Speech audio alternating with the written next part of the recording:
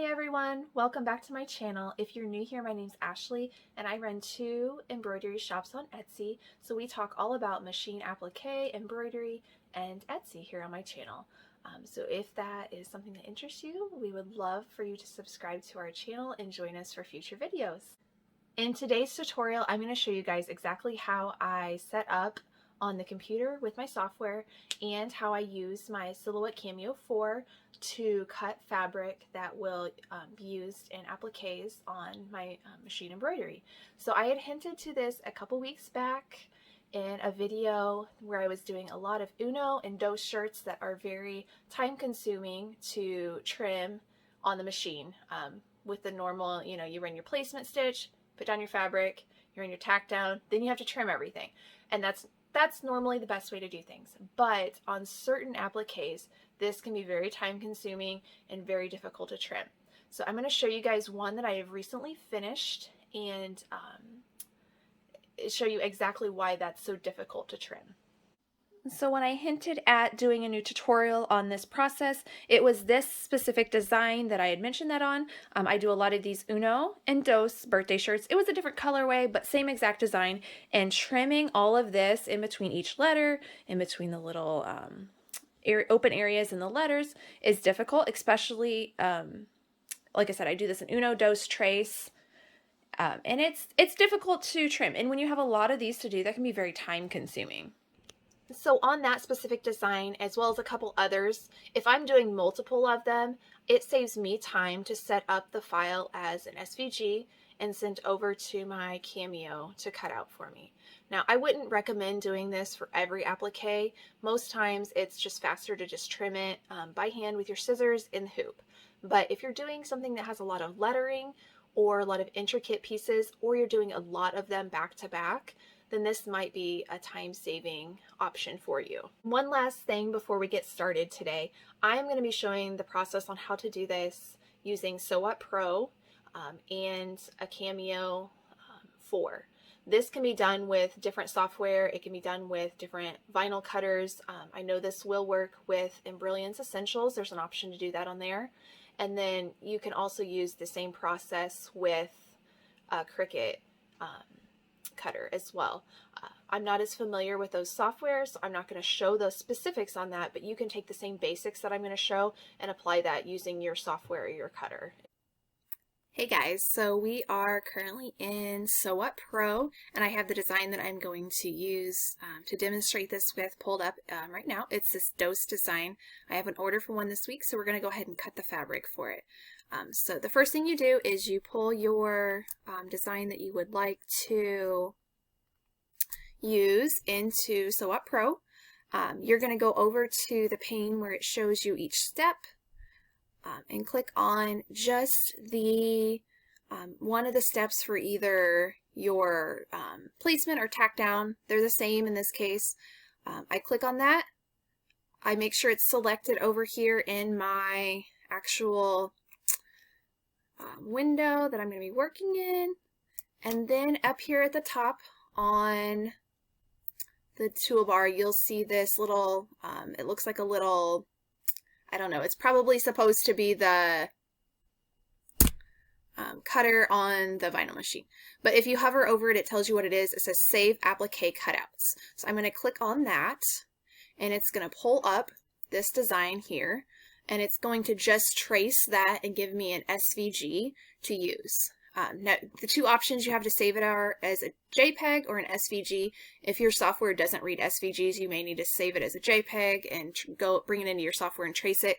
I'm not the best with Silhouette software, and I don't know anything about Cricut. So if that's what you need to do, I'm not sure I could help with that piece of it. But if you can, if your software uses SVG, we're going to select that. And then down here, they do have an inflation factor.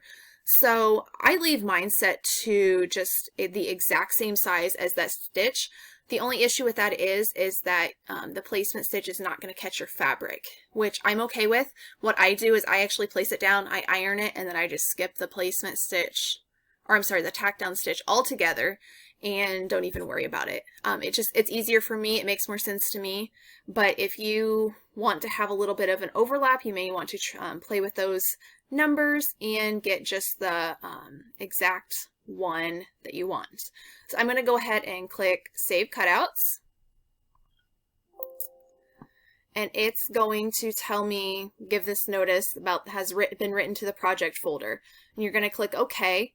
It saved it to a really old file. So I'm going to have to go searching for that real quick. And then I will bring it into my Silhouette Studio software. Okay, so I've saved that into a file on my computer. I'm going to click Open. And I'm going to go find that file real quick. And here it is, the DOS 8x8. This is just what I've named it. The Applique file, that's what I've named it. So I'm going to go ahead and click on that. It's going to bring that onto the cutting mat. Let me see, I'm going to zoom out. And it is the exact same size you need it to cut right now. Now, if you change the size on this, then it's going to change the scale and it's not going to fit in your applique. So you don't want to do anything with this. You're just going to go ahead and cut from here. I do have Designer Edition of the Silhouette Studio software, so I do have the ability to use the SVG files. So the next step is that we need to get our fabric prepped so we can cut it on the vinyl cutter. So the nice part about opening this in the Silhouette software or just your embroidery software is you can see exactly how big to cut the piece of fabric. I'm going to cut it just a little bit bigger to give myself a little extra room for placement on the cutting mat. And then I'm going to apply heat and bond line to the back of that as well.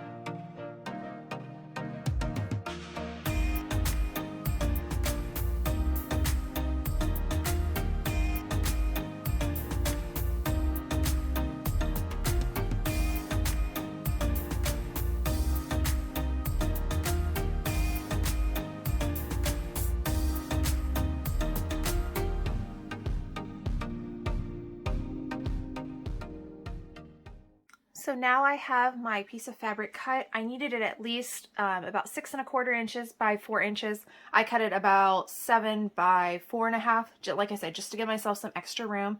I did cut off the extra fabric that I didn't heat and bond light, just because I am specifically cutting to have a certain part of the pattern on the fabric cut. So I have my Cameo 4 out. I have it hooked up to my laptop here next to it. I do sometimes use these generic mats. These are a light grip mat. I find these work best for me.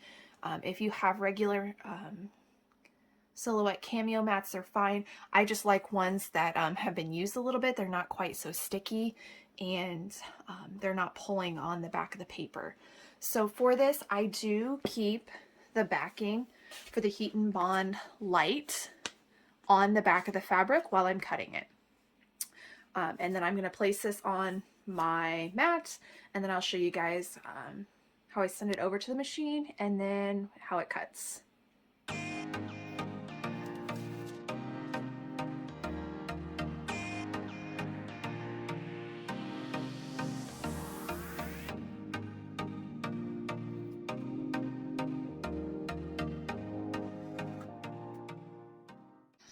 Alright, so I have my Cameo turned on. I have everything connected now. Word of advice, if you have not used your software, update it and do the firmware update before trying to do this, or you'll spend an extra hour.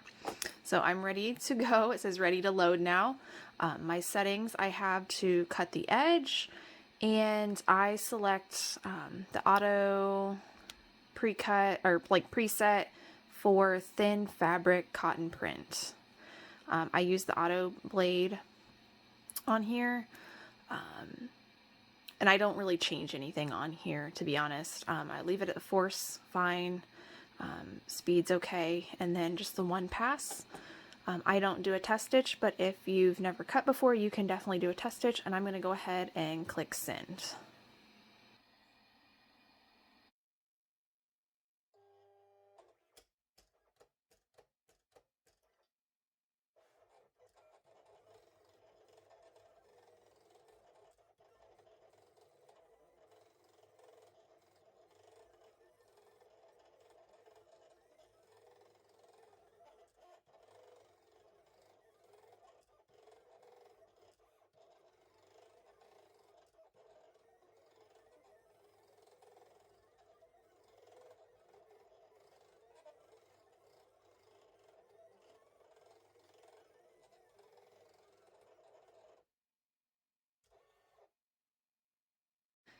So I'm going to go ahead and unload the mat, and then I'm going to take the fabric off of the mat and the backing.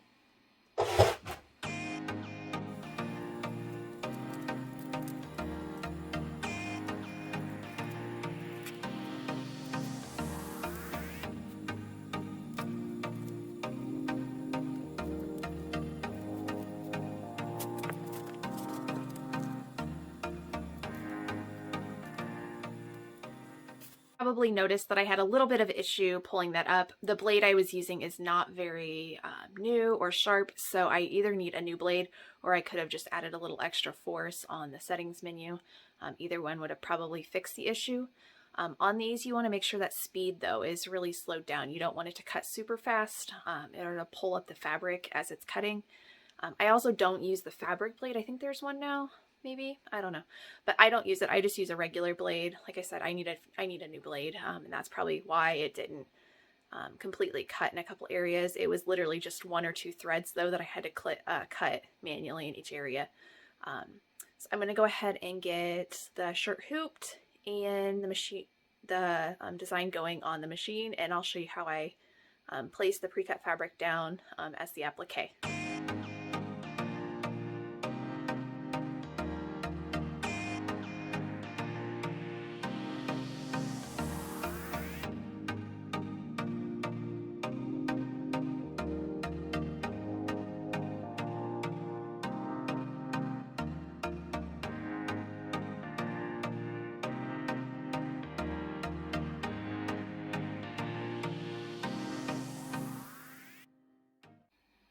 So now I have my shirt hooped, I have my design all ready to go on my 10 needle, and the first step is actually going to be doing the placement stitch for that dose. I'm going to go ahead and let that run.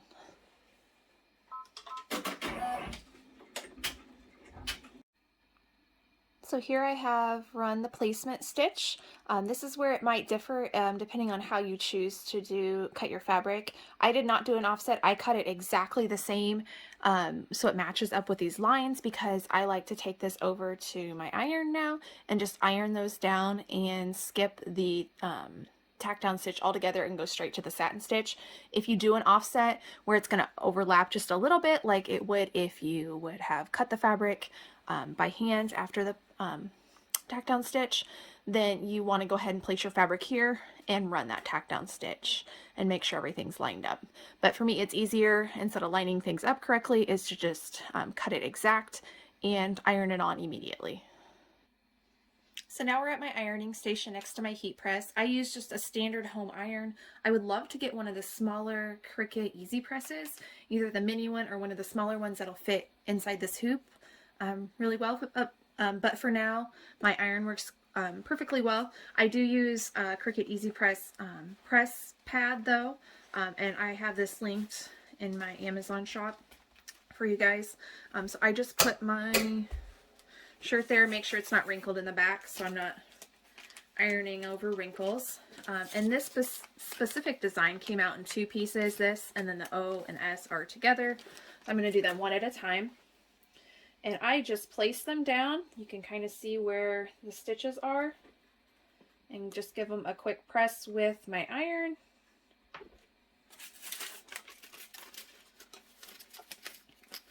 This is where it's hard just for me personally to line things up if I do an over